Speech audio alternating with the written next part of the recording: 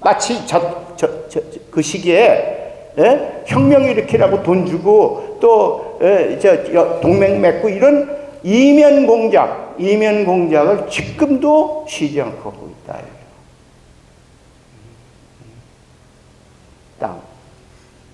이게 테프트 가즈라 조약인데 이쪽 사람이 육군 장관인 윌리엄 테프트고 이쪽은 가즈라다로 일본 총리입니다. 땅. 이게 루즈벨트 딸이 한국에 왔는데 고종은 뭘 생각했냐면 저게 어디냐면 명성황후 능이에요. 그러니까 루즈벨트 대통령의 딸 앨리스를 명성황후 능으로 가서 보고 오라고 이렇게 보냈어요. 그 이유는 뭐냐? 가서 보면 여긴 누구 능입니까? 이렇게 하면 그 일본에게 우리 왕비가 무참하게 당한 능입니다 하는 걸 은근히 얘기할 수가 있잖아요. 이걸 노리고 보는 건데 이 여자는 거기 가서 이게 누구인지 그거는 아량것도 안 하고서 성물 위에 올라타가지고서 이게 말이라고 철없이 노는 것만 하고 갔네. 자, 그래서 저는 이제 이런 걸 다 알면서 우리가 이제 미국의 본질을 좀 알자 이거죠. 미국은 전통적으로 고립주의입니다. 왜? 아이고 시끄럽게 세계 문제에 우리 개입하지 않겠어. 우리만 잘 먹고 잘 살면 돼. 이런 것이 미국 사람들의 일반적인 생각입니다. 그래서 1차 대전 때 참전 안 하려고 했는데 독일의 그 잠수함이 미국의 상선을 자꾸 때리니까 그게 화가 나서 참전을 했습니다. 그러나 잠시 참전했지 전쟁이 끝난 후에 이제 세계 평화를 위해서 뭔가 유엔 같은 기구를 만들자. 글쎄 그 국제연맹이라는 기구를 그때 만들었습니다.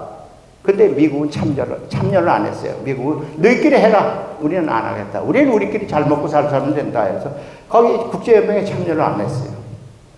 2차 대전 때도 처음에 참전하지 않았어요. 1939년에 폴란드에 나치스가 침공하기 때문에 시작한 전쟁 아닙니까? 그런데도 참전 안 했어요. 그런데 언제 했느냐? 1940년. 이 뭐예요? 진주만에 일본이 기습을 하기 때문에 이거 가만히 있으면 안 되겠다 해서 참전하기 시작한 겁니다. 그래가지고 사실은 2차 대전이 성공적으로 끝났는데 끝나서도 사실은 유엔 창설에서 그때는 참여를 하지 않으려니까 세계에 있는 사람들이 이봐라. 미국 너희가 참전을 안 하면 유엔에 참여가 하지 않으면은 또 옛날에 국제연맹이 실패하듯이 또 그런 짝이 난다. 그러니까 참여해야 된다. 해서 그래 부득이 참여를 한 겁니다. 그것이 그래서 유엔 안전보장 이사국이라는 5나라를 만들고 이렇게 해서 참여를 한 겁니다. 근데 그게 참여하고 나니까 미국에게 역할이 점점 커져가지고 냉전 시대가 됐으니까 소련과 대결하는 상황에 몰리니까 이제 점점 역할을 시작을 한 거예요. 그러니까 팩스 루소 아메리카나라는 것은 미국과 소련의 두 진영에 의해서 평화를 유지해보자 하는 이 얘기인데 그것은 사실은 미국이 떠밀리다시피 해서 대외적으로 영향을 행사하는 겁니다. 그런데 이것이 동구권이 붕괴되면서 미국이 단독인 나라가 됐네요. 요거 다시 얘기를 하죠. 그러니까 미국은 고립주의예요. 그러니까 다른 나라에 개입하고 한 생각이 없으니까 일본만, 동양에서는 일본하고 필리핀만 보호하면은 다 이상 개입할 의사가 없었어요. 그게 에치슨 라인입니다. 에치슨 라인. 이 에치슨 라인이 일본하고 저 밑으로 내려가는 필리핀만 보호하는 거. 이렇게 라인이 돼 있어요. 그런데 6.25 사변이 터졌습니다. 다음. 에치슨 라인이 그으니까 김일성이가 뭘 생각하냐. 아, 우리가 쳐내려가도 미국은 개입하지 않을 것이다. 왜? H-9 우리 대한민국은 밖에 돼 있으니까. 오판한 거예요. 인민군이 여기 내려왔는데요. 서울 내려왔는데 여기서 3일간 머물렀습니다. 서울 점령하고. 왜 그랬는지 아무도 지금 얘기를 안 했는데요. 왜 그랬느냐면 전쟁 준비를 안 하고 있어요. 도하작전 준비를 안 했었습니다. 왜냐? 서울만 떨어지면 남쪽은 완전히 빨갱이 세상이니까 전부 만세 부르고 나올 거다. 그러면은 이제 완전히 조선민주 인민공화국 판이 되는데 그 뭘 전쟁하냐? 그러니까 도하작전까지 준비를 안 하고 3일간만 서울만 점령해라. 이게 최초의 작전 명령이었습니다. 근데 서울을 딱 점령해 놓고 보니까 그 당시에 메가더도 이승만 대통령도 메가더한테 긴급 구원 요청을 하고 국제적으로 이건 아니다. 그 당시에 또 동구라파가 다 적화가 됐네요. 폴란드, 체코 이거 다 적화가 됐죠. 그 그리스마저 적화를 시키려고 싸우다가 싸움이 시작됩니다. 내전이 일어났어요. 그러니까 그리스 내전은 우리 한국 6.25 거점부터 먼저 일어났습니다. 그 당시에 루즈벨트가 대통령이 그냥 살았으면 저는 아마 한국을 포기했을는지도 모르겠어요. 그런데 다행히 트루먼이라는 대통령이 루즈벨트 죽고 트루먼 부통령이 대통령이 돼서 이 사람은 좀 단호한 사람입니다. 미국 사람들은 시골뜨기라고 흉보지만은 굉장히 단호한 사람입니다. 참전하자. 그래서 참전을 시작한 거예요. 트루먼 대통령이 단호한 대서전략으로 참전했습니다. 그래가지고 뭐 우리가 다 아다시피 인천 상륙작전에서 우리가 북까지 넘어가다가 다시 중공군이 개입해서 더 이상 전쟁을 메가더는 만주까지 가자 했는데 그것이 제한이 돼서 제한전쟁으로 끝났습니다. 그 이후 미국은 사실 어쩌다가 한국에 참전했다. 어쩌다가 여기 뒤에 나오는데 어쩌다가 참전했다. 이제 그만하자 하고 빼려고 그랬어요. 근데 미국 이승만 대통령이 딱 붙잡고 무슨 소리냐. 너희 때문에 우리가 분단이 됐고 너희 때문에 이런 내전이 있고 너희 때문에 이제 너희가 돌아간다면 전쟁 또 일어나는 거지. 왜 이런 뻔한 사태를 보고 내가 가만히 있을 수 있냐.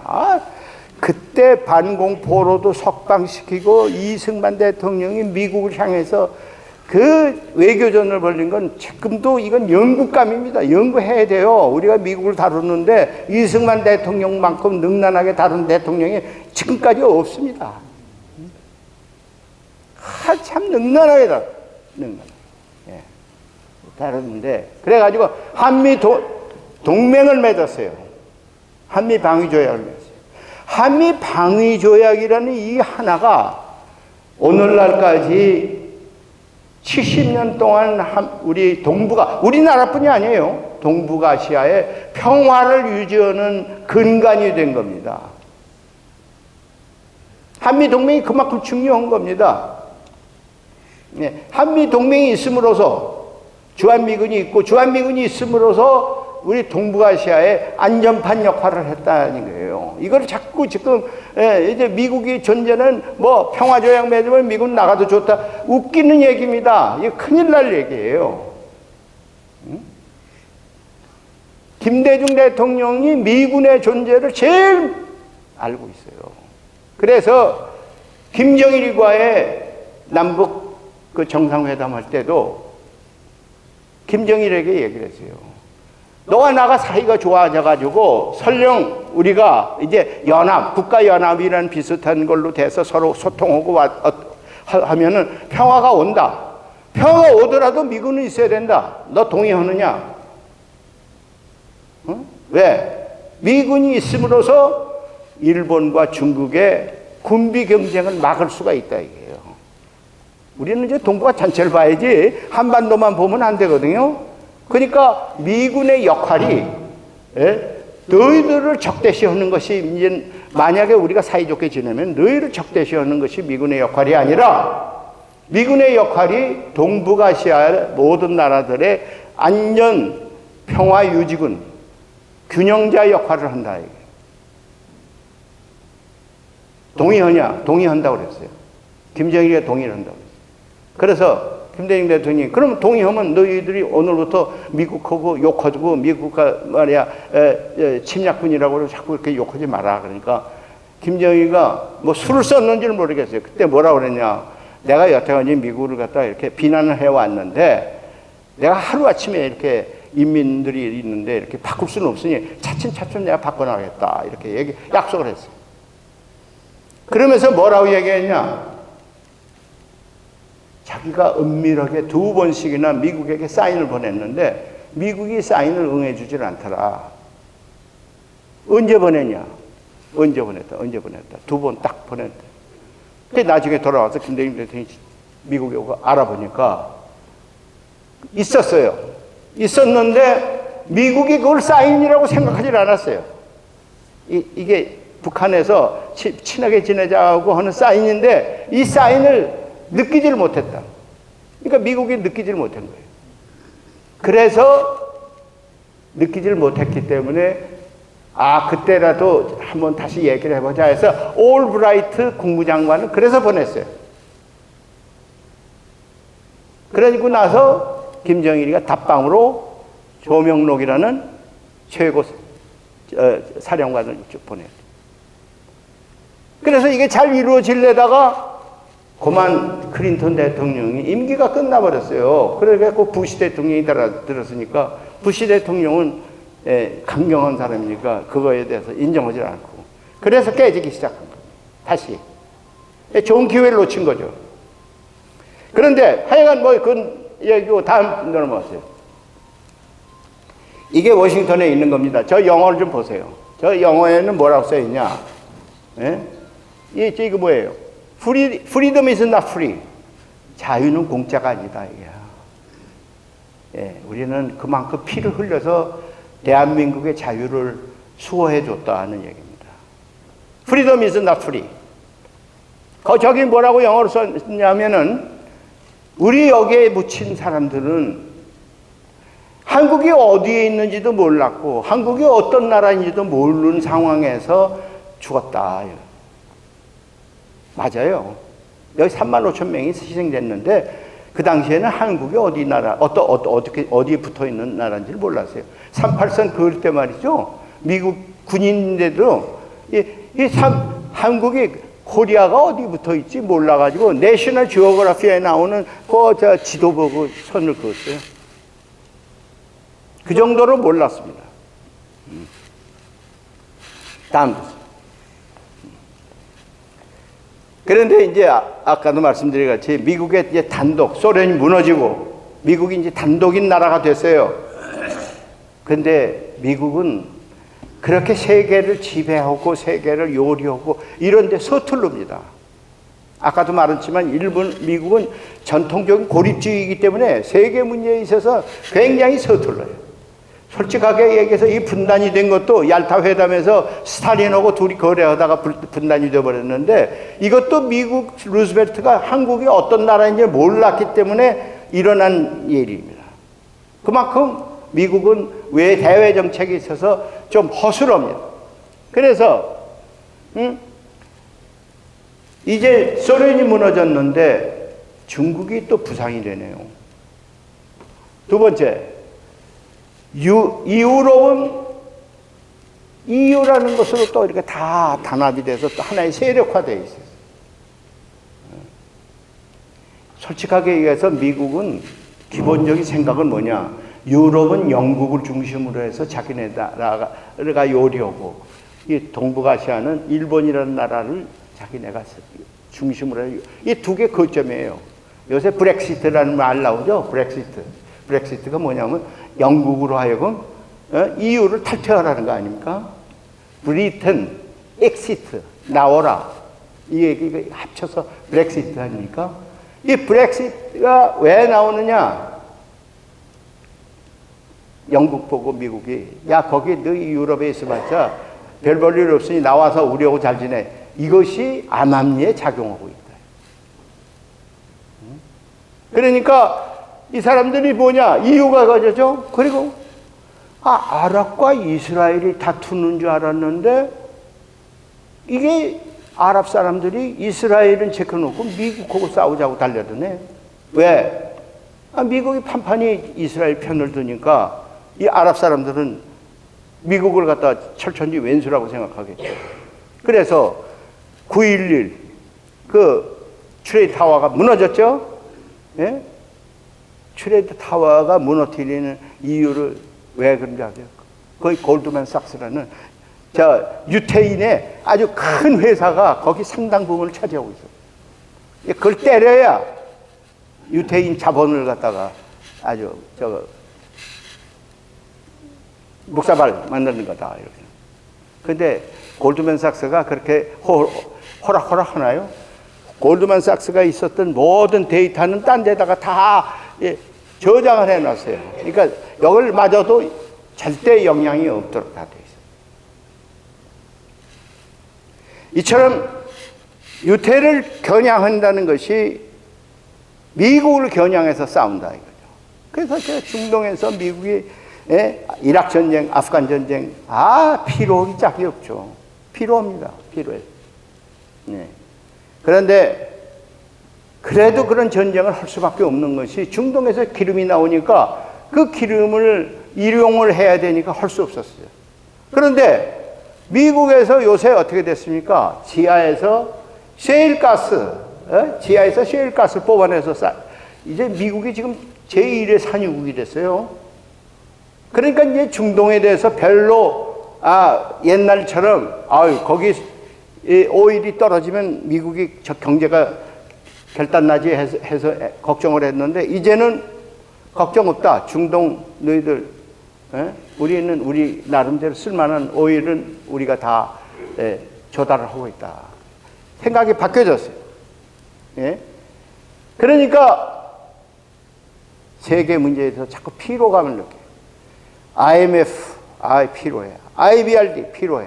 WTO 필요해. 미국이 지금 피로감에서 어떤 사람이 저를 보고 얘기하는데 트럼프가 내가 그랬거든요. 미국 사람입니다. 그래서 제가 그랬어요. 트럼프 때문에 세계의 질서가 깨지고 있는 것이다. 트럼프가 바뀌어지고 미국이 정상화되기를 바란다. 이렇게 얘기했더니 그 사람이 웃으면서 그래. 트럼프가 약간 럭비공처럼 어디로 튈지 모르는 성격이긴 하지만은 그 사람의 주장하는 것을 꼭 트럼프만의 주장이라고 생각하지 마라. 미국 전체가 이제는 그만 세계 문제에 우리가 간섭하지 말자. 이제는 우리가 우리끼리 잘 먹고 살자. 이것이 상당 부분 미국 사람들의 여론을 지배하고 있다. 그러니까 옛날 미국이라고 생각해서 아까도 얘기했죠. 프리덤 이즈 나 프리 해가지고 이렇게 목숨을 바쳐가면서 싸우는 시대가 미국이 아니다 하는 거를 저한테 얘기해요. 저도 거기에 맞겠다 이런 생각을 했습니다. 예? 그러니까 미국은 지금 점점 이걸 가고 있는데 이런 연장선에서 우리 지금 정부와 미국이 자꾸 삐그덕거리는 소리가 난다. 이게 미국이 옛날 미국이 아니기 때문에. 또 우리도 가만히 생각하니까 우리도 어느 틈에 우리가 부자 나라가 됐습니다. 우리가 지금 모르는 사실이 있어요. 우리가 부자 나라가 된 거예요. 세계에서 몇 번째 부자 나라입니다. 세계인들은 다 알고 있는데 우리나라 사람은 잘 모르고 있어요. 뭐냐? 3050 나라예요. 3050 나라가 뭐냐면요. 소득이 3만 불 이상, 인구가 5천만 명 이상 된 나라가 7개밖에 없어요. 전 세계 7개밖에 없습니다. 예? 미국, 영국, 프랑스, 독일, 이탈리아. 그 다음에 일본, 일본하고 한국. 이게 3050 나라입니다. 러시아가 끼질 않아요. 러시아가 소득이 3만 달러가 안 됩니다. 이러니까 이 3050 나라가 우리가 지금 돼 있어요. 그러니까 우리가 세계 나라에서는, 우리가 한국이 옛날처럼 우리가 이번에 이 농업 하는데 우리는 아직도 개발도상국이다 이렇게 얘기를 했더니 세계에서 야 웃기지 마라 빨리 그만둬 이러고서 막 압력 넣어서 이번에 개발도상국에서 빠졌지 않았어요? 지금 그렇게 얘기하면 세계에 있는 사람들은 전부 너희 엄살 떤다고 그래요. 그러니까 우리를 부자 나라라고 생각하는데 우리도 모르는 사이에 잘 살게 됐어요. 우리도 모르는 사이 그렇습니다. 그러니까 트럼프가 지금 말끝마다 뭐라고 그러냐면 너희도 좀 잘 사는 나라인데 너희 역할 좀 해라. 옛날처럼 너희들이 미국에게 얻어먹고 의정부 부대찌개나 먹던 시절에 자꾸 생각하지 마라. 너희는 그런 나라가 아니야. 이제 너희는 포크 나이프 해갖고 비프 스테이크 먹는 나라인데 왜 아직도 부대찌개 얘기를 하냐. 못한다 하고서 지금 그러는 거예요. 그러니까 방위비 더 내라. 나도 그거는 더 내라. 뭐 지금처럼 5-5배를 더 내라. 이건 좀 무리한 얘기지만 얼마큼 더 내지 않을 수가 없을 것 같아요. 또 두 번째 뭐냐? 전시작전 통제권을 우리는 2022년에 가져오겠다고 할 때 미국이 선뜻 응했어요. 그래라. 근데 지금 가만히 하는 걸 보니까 작전 통제권을 가지면은 한국이 어디로 갈지도 모르네. 지금 그래서 미국이 딱 준비가 덜 됐다고 자꾸 얘기를 하고 있어요. 그래서 뭐라고 그러냐. 2022년 시간이 중요하지 않다. 너희 작전 통제권을 할 만큼 조건이 맞느냐 다시 체크해보자. 얘기가 나오고 있어요. 네? 그리고 아까도 얘기했죠. 한미 방위 조약이 70년간 우리 이 동북아시아의 튼튼한 이 하나의 기축이라고 그랬습니다. 그런데 미국에서는 뭐라고 하냐. 한미 방위 조약이라는 것은 여태까지는 한반도에 전쟁이 일어나지 않을 것만 전제를 했다. 그런데 이제는 달라져 있다. 왜? 너희가 부자 나라가 됐으니까 이제는 다른 쪽에 예컨대 동남아시아에 인도양에 불안이 왔을 때 이것도 너희가 역할을 해라. 이렇게 얘기를 하고 있습니다, 지금. 그러니까 한국 유사시가 우리는 그렇게 알았거든요. 한국 유사시 미군이 참전한다 이렇게 알았는데 이제는 미국 유사시에 한국이 참전한다가 됐어요. 물론 우리가 이라크에 파병도 했지만은 이제는 그 이상의 것을 요구하고 있습니다. 그러니까 미국이 자기는 이제 더 이상 세계 문제에 개입하지 않으려고 발을 약간씩 빼려는 이 시점과 우리는 그동안에 경제가 좀 잘 살게 됐다는 이 시점이 지금 맞아떨어지면서 새로운 한미 관계가 지금 이루어져야 하는 그런 기운이 돌고 있어요. 예. 그리고 미국이 그야말로 우리가 좀 진짜 문재인 대통령 무기 많이 샀어요. 예? 왜냐하면 미국이 사라고 자꾸 하니까 우리는 방위비를 덜 내기 위해서는 미국 무기를 사줘야 되잖아요.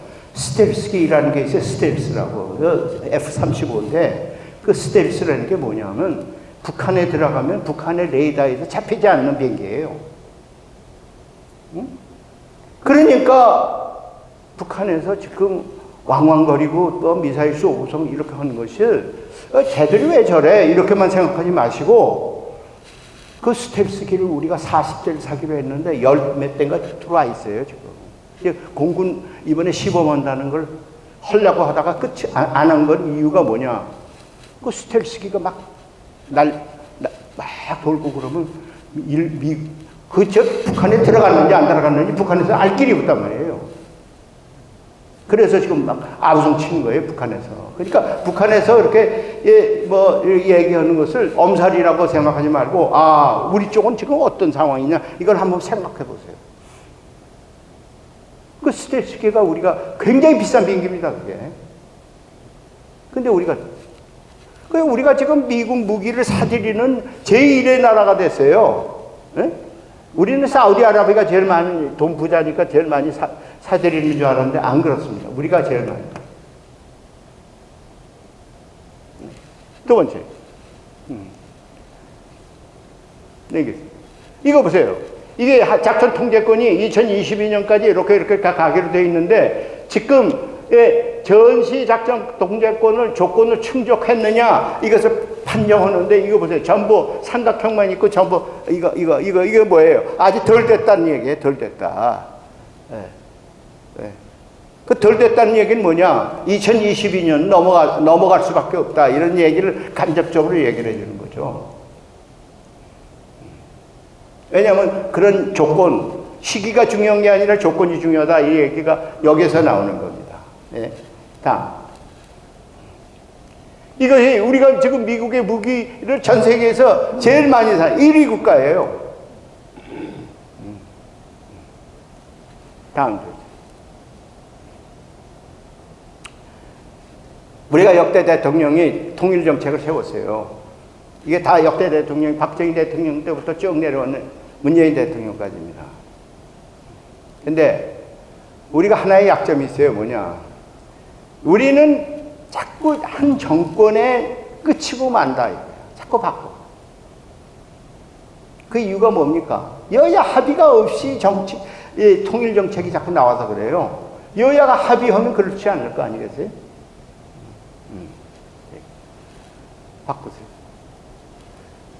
금년에 이제 2018년부터 사실은 뭐 동계올림픽이 해서 쫙 지금까지 순항을 했는데 요새 딱 다시 끊어져 버렸어요. 이제 지금 금강산에 이제 시설도 다 허물겠다고 야단을 치고 그러니까요.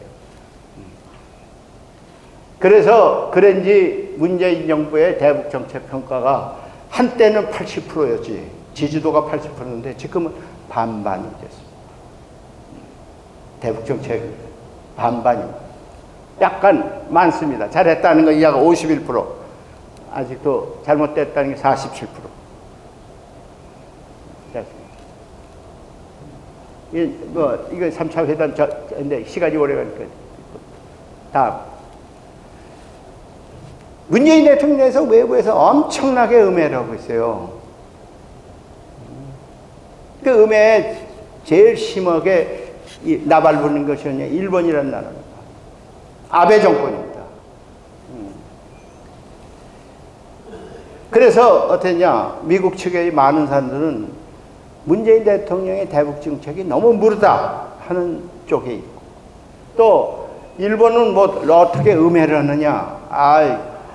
문재인은 김정은이 문재인을 우습게 알고 있다 이렇게 음해를 해요. 또 북한 선전 매체에서는 그냥 인신공격을 하고, 그 다음에 우리가 축구팀이 가면 그냥 자기들끼리만 하고 관중도 없는 그런 이상스러운 축구 게임을 하고, 금강산에서 시설을 다 허물겠다고 그러고, 이런 상황에 지금 있습니다. 우리 지금 대북 정책이 굉장히 어렵게 됐어요. 다음. 그래서 저는 이런 생각을 합니다.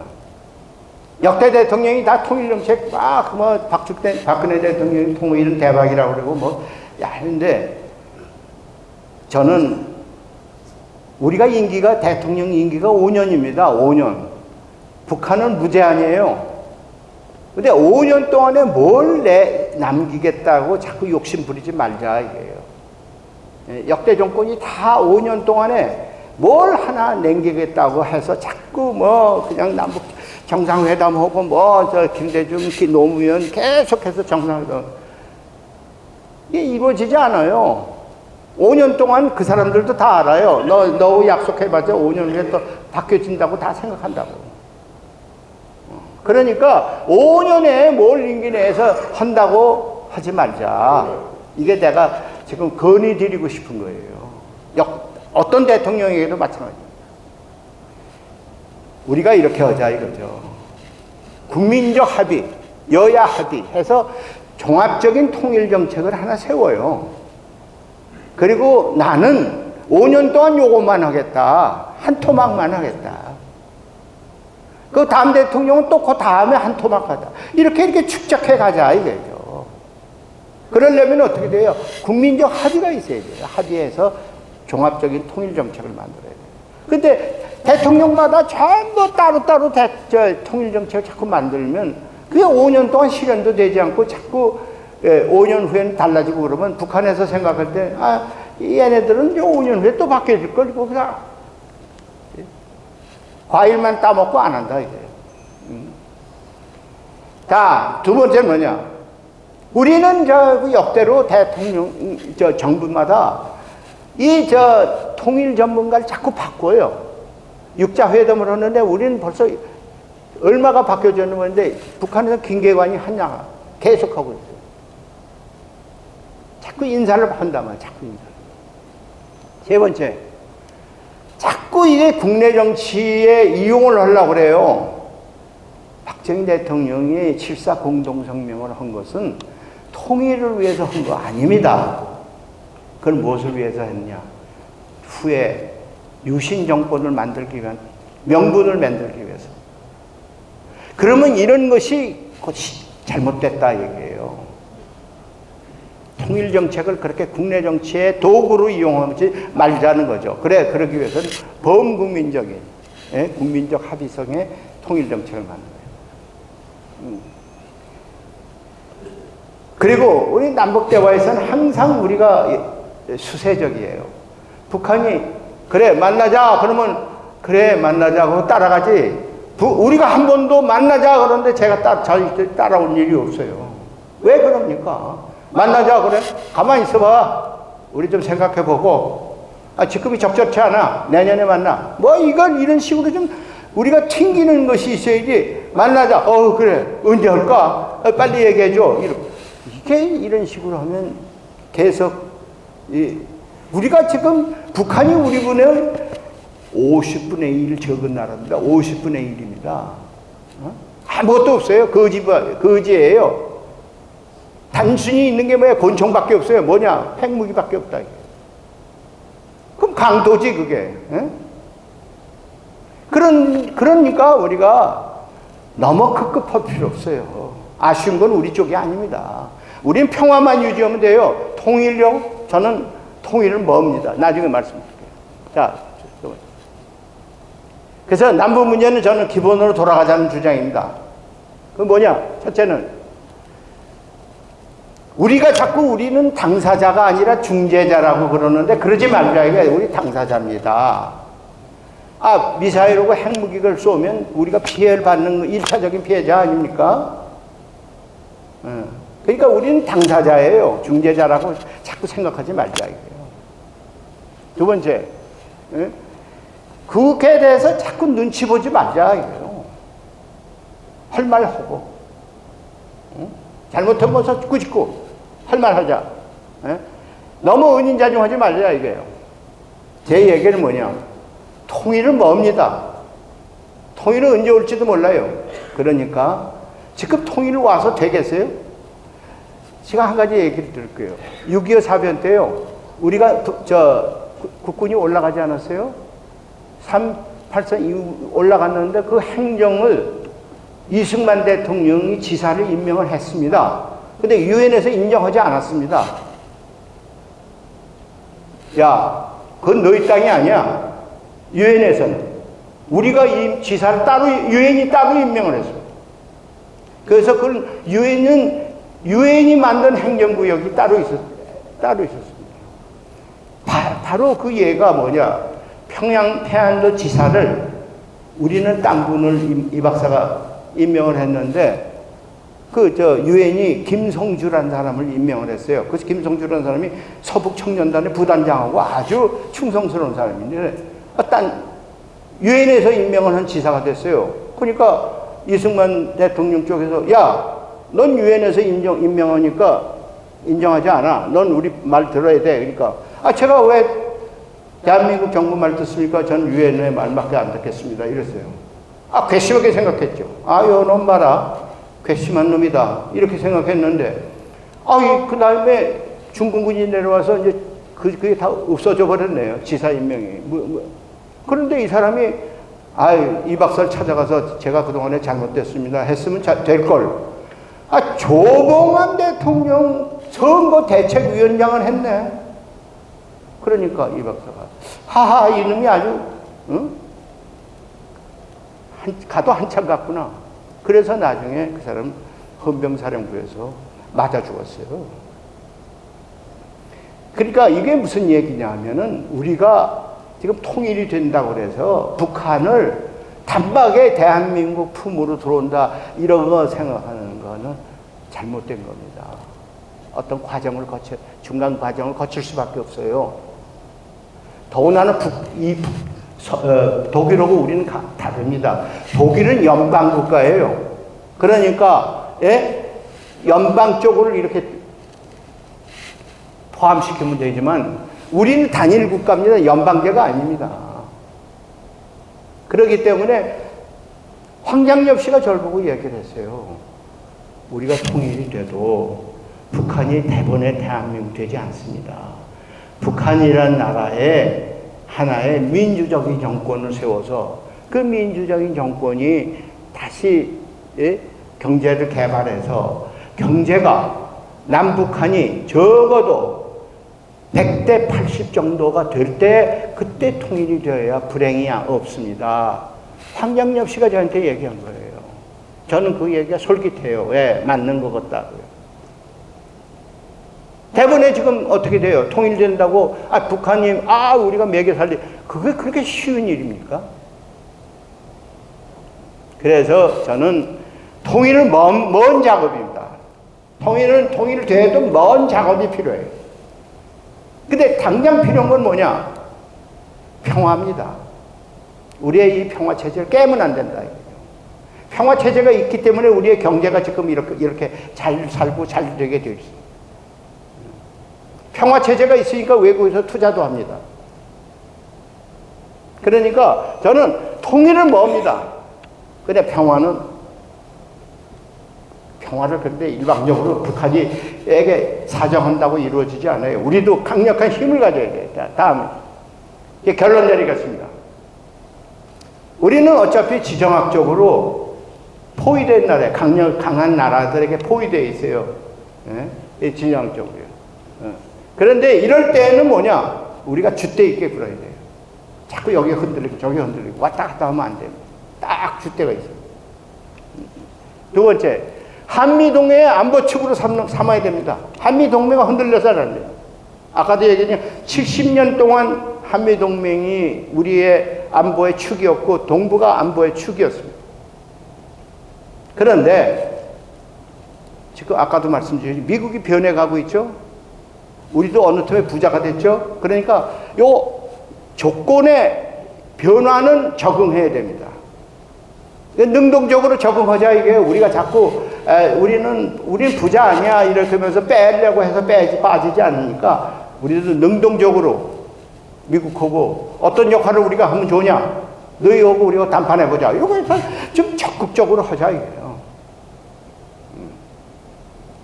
자, 세 번째, 그런 때 가장 중요한 게 뭐냐? 튼튼한 국가 안보입니다. 우리 자주국방은 어떤 일이 있더라도 이거 허물어뜨리면 안 돼요. 아까도 스텔스기가 들어온 거, 난 말이야, 우리가 부담은 됩니다만은 잘 데려왔다고 봐요. 데려와야 돼. 그 다음에 미국의 방미의 과도한 요구에 대해서 합리적으로 조정하자. 합리적으로 조정해야 돼요. 왜? 5배는 너무 무리한 얘기지만 이걸 잘 합리적으로 조정해야 할 텐데, 오늘 아침에도 신문을 보니까 국회의원들이 정신없이 미국 말이야, 너희들 말이야, 그럴 수 있냐 말이야, 막 그러고 심지어 어떤 사람들은 나가도 좋다 이런 얘기도 하는데, 그런 철부지들이 국회의원이 되면 안 됩니다. 다음에 국회는 잘 뽑아야 돼요. 네? 한미동맹 딱 지키고 이걸 우리 역할을 딱 하고 그렇게 하려면 단호하게 해야 됩니다. 그 정치작동 통제권은 너무 이렇게 성급하게 하지 말고 착실하게 우리가 어느 정도 준비해 가는 것을 해 가면서 그렇게 2022년 거기 목표다 딱 지키자 뭐 이래서 나갈 필요까지는 없다. 제 말씀이라고 다시 한번 우리가 그동안에 한미동맹을 맺은 것은 우리 통일과 안보의 기본이라는 것을 우리가 다시 강조하면서 제 말씀 마치겠습니다. 예, 감사합니다.